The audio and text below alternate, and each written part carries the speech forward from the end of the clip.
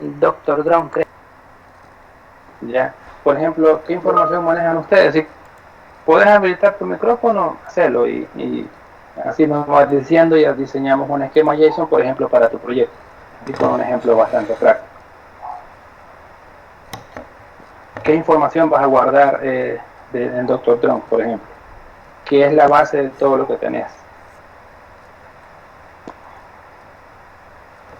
Así, simplemente hablado, así rápidamente podemos armar un esquema del proyecto de drones que tenía.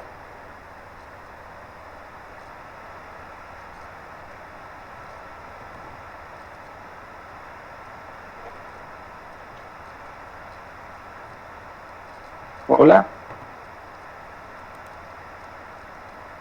Creo que los demás no están, solamente me dieron sesión.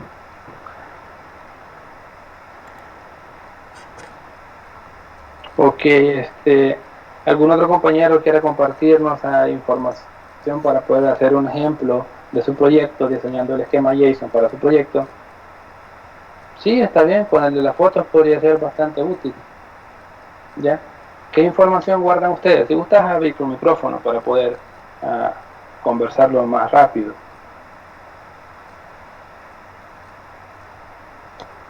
Ok, nosotros guardamos información para el, no sé si escucha, Sí, está bien.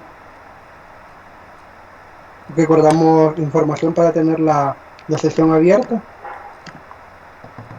Tenemos una tabla que es la de login, en la cual Solamente usuarios. guardamos Ajá. nombre, apellido, email,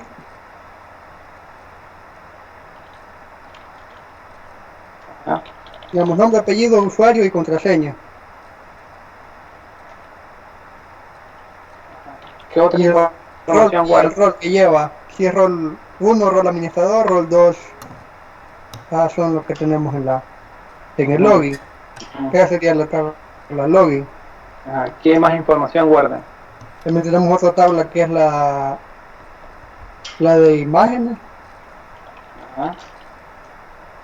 En esa guardamos, bueno, tiene el nombre de la imagen y dónde está guardada la imagen. URL. Ajá, la URL, pero también lo tenemos enlazado con el ID del cliente. Tenemos. Sí, en este caso, si te fijas, con esto ya hacemos un ejemplo base. Después lo hacemos con la otra información que tenemos. Ok, un usuario. Esta podría ser, por ejemplo, la tabla o la colección usuario. Llamémoslo usuario como tal. Ya, porque al final todo lo que vas a hacer lo vas a hacer en base a usuario. Sí. Siempre con un esquema ya identificar como la tabla raíz, ya la tabla que va a darnos la información base para contener toda la información. ¿Por qué? Porque, por ejemplo, nombre, ya, de apellido y todo esto es parte esencial para poder buscar datos. Por ejemplo, podríamos sacar de esta información algo sencillo, saber cuántas imágenes tenemos por rol de usuario. A nadie se le ha ocurrido. O para este usuario, qué imágenes tiene, ya, o qué imágenes tiene este usuario guardadas en qué URL. Ya, y tu tabla de imágenes ahora está aquí. Ya no son tablas por aparte. Todo se vuelve un solo conjunto de datos y lo puedes consultar, por ejemplo, llamando usuarios.imágenes.url. Ya, y así estás llamando la información. Es más, al usuario simplemente en vez de los usuarios, pues podría llamar aquí y poner el ID del usuario que tengan, lo que sea que le has puesto de ID. Ya, y así va llamando la información. Es una forma mucho más simple que estar haciendo los select, asterisco, front, tabla, inner join, tal tabla igual al ID foráneo con el ID principal y el enrollo que hacemos con un SQL. Ya, se entiende entonces cómo hay que trabajar un modelo JSON para una base de datos no SQL así de forma simple. Es decir, tratar de identificar la tabla principal y saber qué información es la que se añade a lo que tenemos acá, en la tabla principal. Para el caso, ¿qué otra cosa tenés aparte de imágenes? Tenemos la dirección que Pero las que son direcciones de envío, me imagino. Ajá, dirección de envío, correcto, como Vaya, entonces aquí podemos poner una que se llama envíos, envío. ¿ya? Y agregamos el nuevo campo. o los nuevos datos. Y para envíos, ¿qué información podríamos guardar? Tenemos el ID del cliente, la dirección 1. El ID del cliente ya no necesitamos ponerlo porque ya tenemos aquí el usuario. Tenemos dirección 1. Lo digo no como que está erróneo lo que me estás diciendo, sino para que veas la variabilidad de poder hacer un JSON y que ya no necesitas estar repitiendo la información y enlazándolo con llaves foráneas porque ya lo tenés aquí. Sí. Ya. Por ejemplo, por el caso teníamos envíos. ¿Qué más tenías aparte de allí para los envíos? Teníamos la dirección. Ajá. Departamento. Uh-huh. Municipio y el zip code. Uh-huh. Municipio. ¿Y qué más? El zip code. Zip. Ajá. Y así puedes ir armando tu esquema JSON de una forma bastante sencilla. Nótese algo, siempre que yo tengo a un campo extra acá, voy a hacer una coma para decir que continúo ahí. Pero cuando estoy en el último dato, ya el último dato realmente no lleva una coma.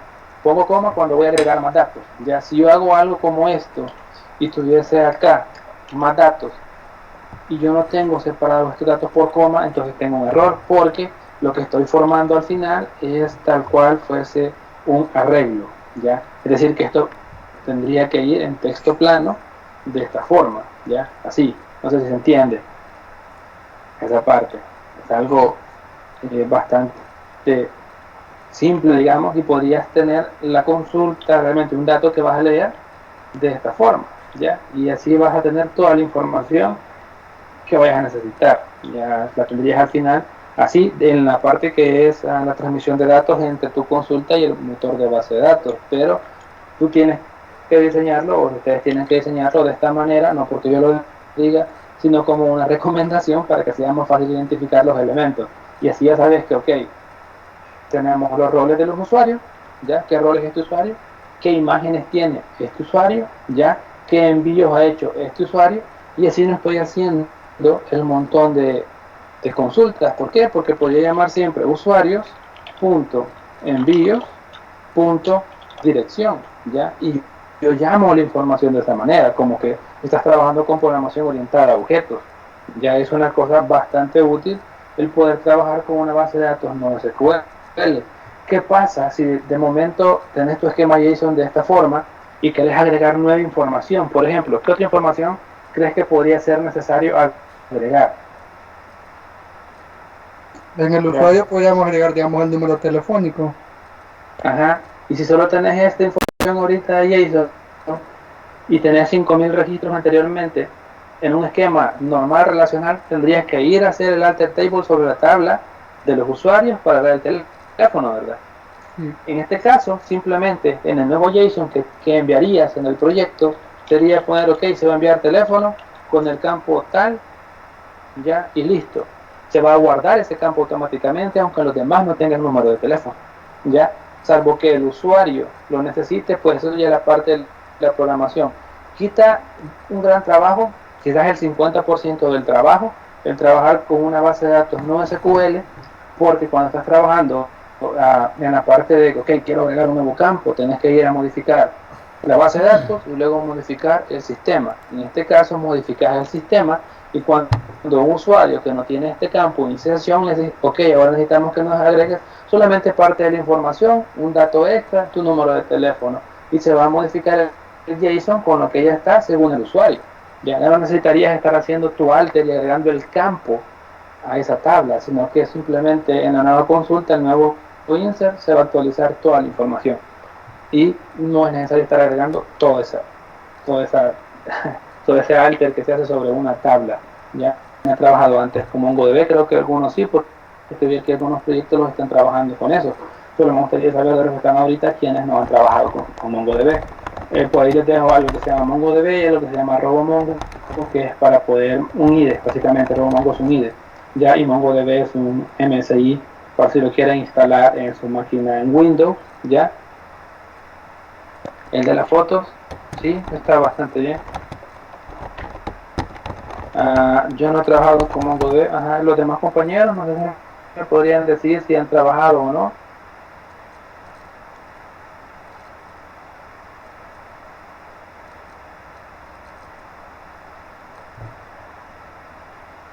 Bien, hay dos formas de hacerlo. Lo podrían hacer con una máquina virtual o lo podrían hacer trabajándolo, instalándolo directamente en su computadora.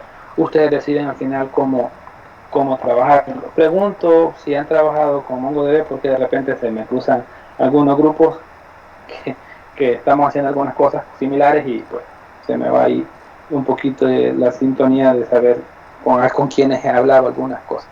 Ya. Bien, explícame entonces, voy a hacer la demostración de qué tendrían que hacer para instalar un MongoDB. Realmente para que no les cueste, sería instalar que está acá, que es el instalador para un sistema de 32 o 64 bits, ya funciona. Lo instalan en su máquina, instalan RoboMongo, ya. RoboMongo no es nada más que un IDE o un cliente de MongoDB que es bastante sencillo, ya. Es algo realmente simple y para poderlo trabajar, aparte que permite conocer la sintaxis de cómo hacerlo funcionar, ya cómo hacer comandos para trabajar con MongoDB para hacer inserciones, lecturas de datos y cosas por el estilo. En este caso, yo lo tengo instalado, pero en una máquina virtual con Ubuntu Server. Si quieren ustedes lo pueden trabajar también con Ubuntu 18.04. Yo creo que la mayoría ha trabajado con Ubuntu anteriormente, no es nada complicado, como Debian, que tener que instalar repositorios o instalar como en CentOS toda la modificación que hicimos, ya va a ser algo bastante sencillo. Voy a iniciar la máquina virtual. Pues si querer, ¿cómo te digo? Implementar un entorno de desarrollo sea lo más real posible con una máquina virtual. Ya porque ahí ya te ves con los problemas de que por qué no tengo acceso al servidor, por qué no llego a esta dirección IP o por qué el servidor no me está respondiendo. Inclusive puedes hacer pruebas de hacer un script pequeño que haga muchos envíos de datos, ya, a ese servidor que tenés como MongoDB y ver si responde a 10.000 peticiones, a 10.000 inserciones o cosas por el estilo. Yo por lo general cuando hago algo prefiero que se trabaje con una máquina virtual para poder simular el entorno de trabajo lo más real posible, ¿ya? Bien, cuando les haya iniciado a bueno, aquí todos ya saben, ¿verdad? Entrar al usuario y todo, voy a entrar yo. Pregunto, ¿ya han instalado Ubuntu Server? ¿Sí? Solo una vez, pero de manera local. Era haciendo este programa de Roblox, solo el puro Mongo. Tenía que tener una consola abierta que era como el servidor Ajá. y un medio IDE que me permitía de manera gráfica y también con consulta, así como con script, hacer las colecciones. Pero no tenía abierto. Directamente Ubuntu Server, ¿lo hacías o en la máquina en Windows? No, en Windows. Ajá. Sí, realmente pues instalarlo para Ubuntu no es complicado, solamente son dos comandos que hay que hacer y ya queda configurado realmente, ya. Así que las instrucciones básicas serían que instalen Ubuntu Server 18.04, ¿no? Ya, ya saben cómo instalarlo, creo, sí, ¿verdad? La mayoría entran como superusuario, ya, y le ponen su usuario ahí, o inclusive pueden utilizar Ubuntu 16.04, que es mucho más simple en instalación, ya es más conocido como instalación que tiene, similar a la instalación de Debian, Debian 9. Ya, y cuando lo inician, siempre asegúrense de hacer un apt update, que es para actualizar la lista de repositorios que tengamos del sistema. Recordemos que con Ubuntu, pues no hay que actualizar la lista de repositorios en los archivos como lo hacemos como con Debian o con CentOS, sino que vienen preconfigurados, ya, y que esa cierta libertad. Cuando eso ya esté listo, pues nos queda hacer un apt install mongo, ya, MongoDB. Siempre es bueno ponerle después del apt el guión Y para instalarlo. Yo en mi caso ya lo tengo instalado. Si no lo tienen,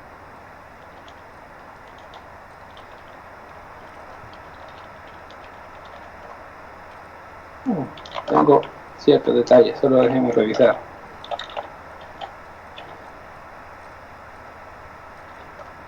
Si lo tengo corriendo. Algunos error tengo ahorita por lo cual no puedo ejecutar el apt-y install. Pero el comando para la instalación es ese, apt-y install mongodb, ya para poderlo instalar. Y cuando ya esté instalado, pues tendríamos que entrar al archivo de configuración, que es el etc mongodb.com, y solamente modificar la línea que dice bin IP, ya. A ustedes al inicio se los va a mostrar de esta forma. Cuando lo instalen, vamos a mostrar de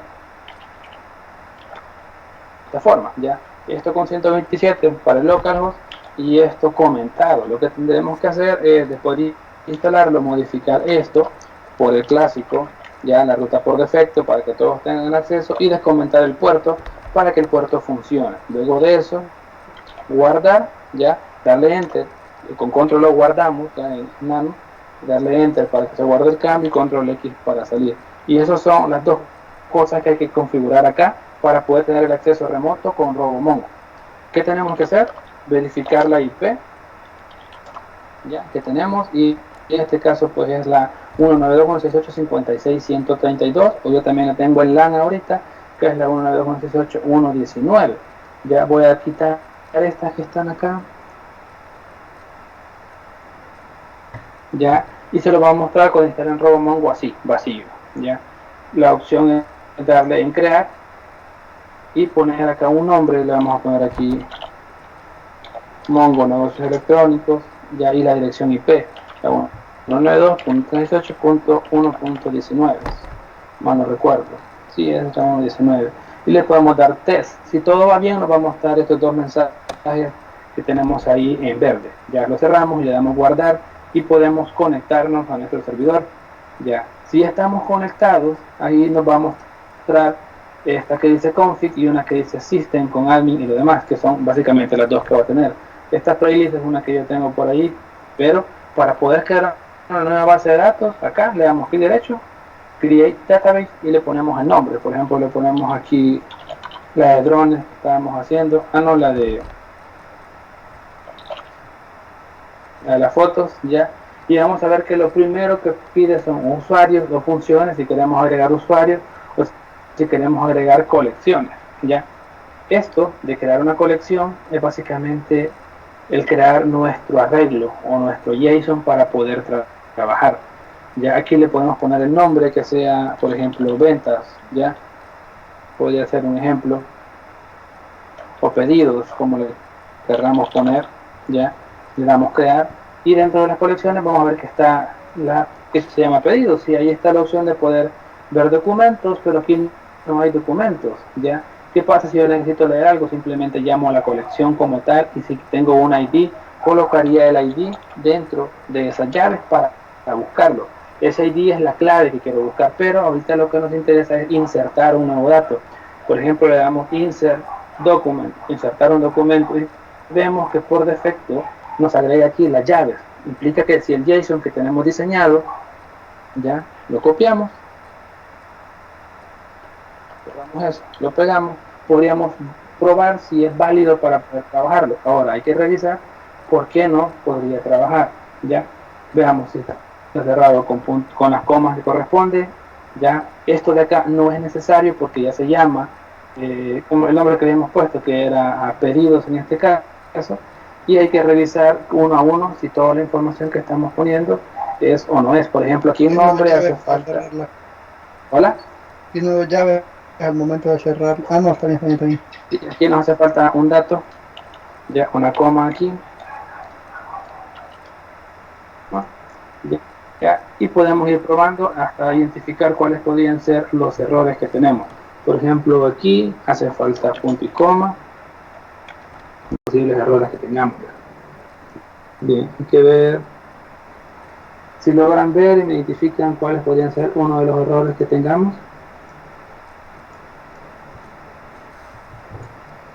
Aparte de haber nacido, como dicen algunos.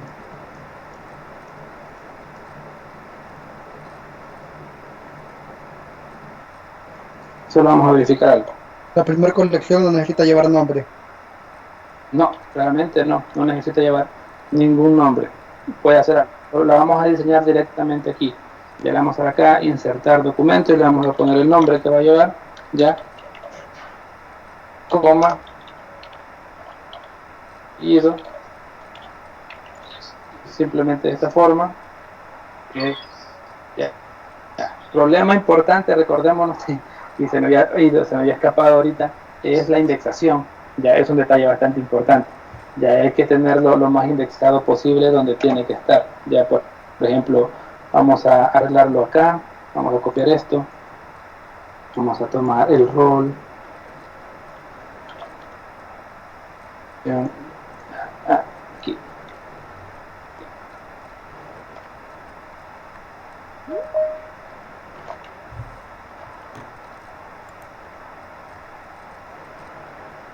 Admitir, ok. Dice cuál es la forma. Bueno, repetí, si teníamos ese coma al final y lo validamos, aquí tenemos un pequeño error, tendríamos que quitarlo, ¿ya? Para evitar ciertos errores. Aquí, vamos a ver cuál podría ser el problema. Aquí hace falta una coma,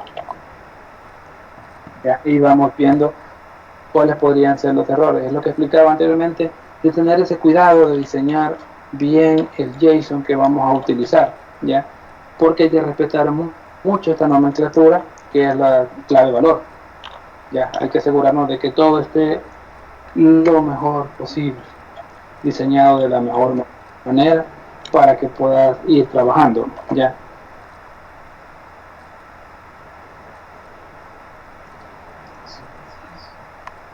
Después de URL hay una coma ahí. Y ahí pues, vamos trabajando. Por ejemplo, vamos a copiar esto para tenerlo en memoria, le damos guardar, y si yo doy pedidos y le doy ver documento, ahí mis datos guardados, ¿ya? Ojo, aquí hay un ID, ese ID de objeto que está ahí es un ID en específico, ¿ya? Por ejemplo, si yo quiero editar un documento, ya me lo va a buscar con ese ID. ¿Qué pasa si quisiera agregar más información? Ya, yo quiero agregarle a este dato algo más. Por ejemplo, vamos a decir que son imágenes 2. Ya, podemos revisar y validar, va a decir que es válido, le damos guardar y entonces la información ya va a estar totalmente completa. ¿Qué pasa si yo quiero agregar un nuevo dato? Ya, un nuevo documento, y este no va a tener toda esa información que teníamos anteriormente. Permítanme, vamos a reutilizar lo que está acá.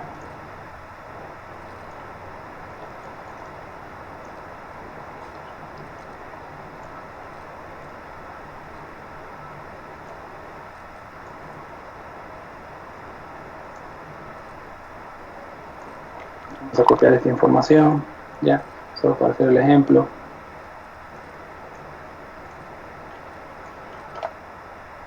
Le vamos a quitar este ID porque obviamente vamos a crear un ID nuevo. Ya, ¿y qué pasa si queremos en el otro documento no ocupamos esta información y queremos guardarlo de esta manera? Le damos guardar y esos documentos son totalmente independientes unos de otros, ¿ya? Implica que puedo agregar campos o no poner campos que vaya a utilizar. Para el caso, si el email no se ocupa en cierto momento o no va guardado por el usuario, pues simplemente no se guarda, y eso ya va a la larga, cuando hay muchos usuarios, va ayudando a no tener tanto espacio utilizado con campos innecesarios o campos nulos. Así que los campos nulos realmente no existen acá porque simplemente no se crean cuando no son enviados. Ya, ese es uno de los cuidados que hay que tener, pero por lo demás es simplemente poder trabajar. Entonces, no sé si se comprende hasta este punto de qué va la actividad o la parte práctica de cómo diseñar el JSON, instalar el MongoDB y configurarlo. Realmente instalar MongoDB simplemente es poner apt-get MongoDB, y ahí pues el proyecto que ustedes llevan, simplemente como ejemplo diseñar un JSON para el proyecto que ustedes están trabajando. No significa que van a trabajar el proyecto de ustedes con una base de datos no SQL, sino que simplemente es una práctica. No sé si hay dudas con esto.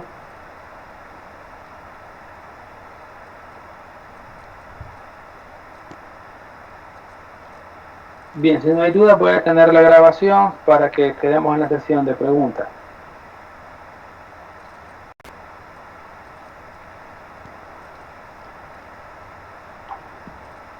¿Tienen dudas? No sé.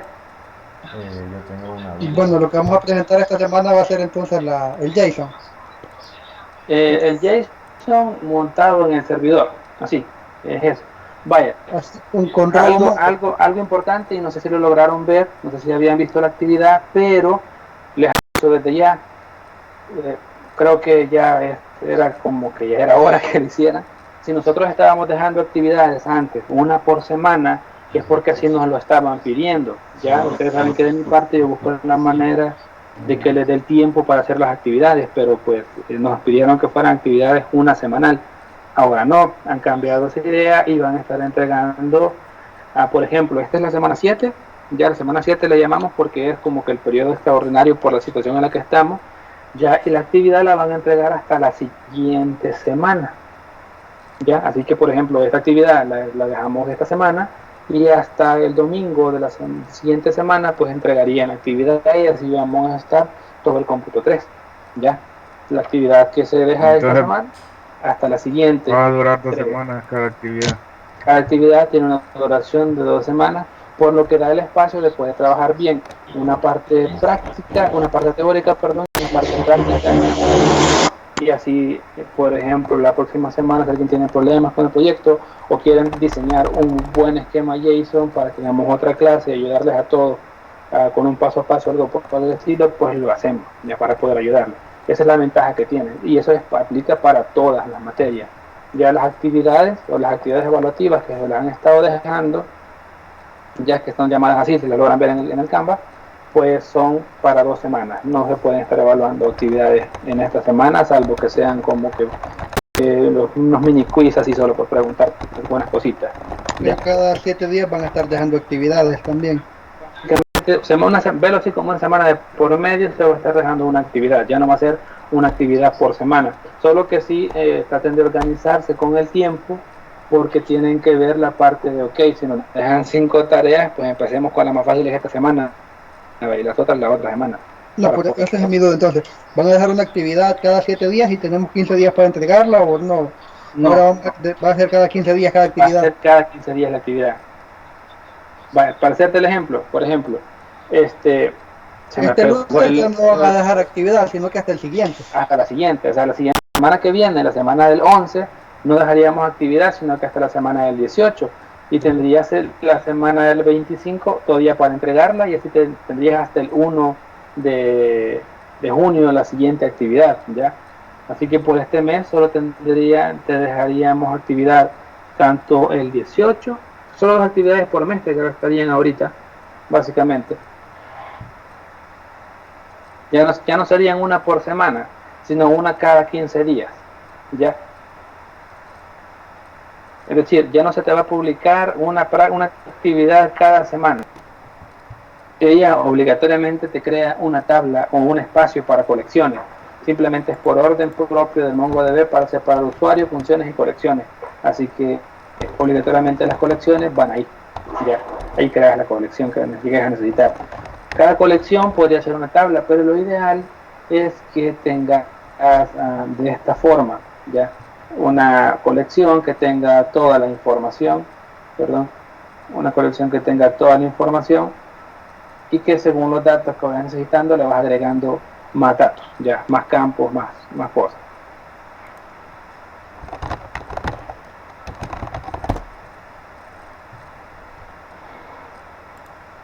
Bien, por los demás no sé si hay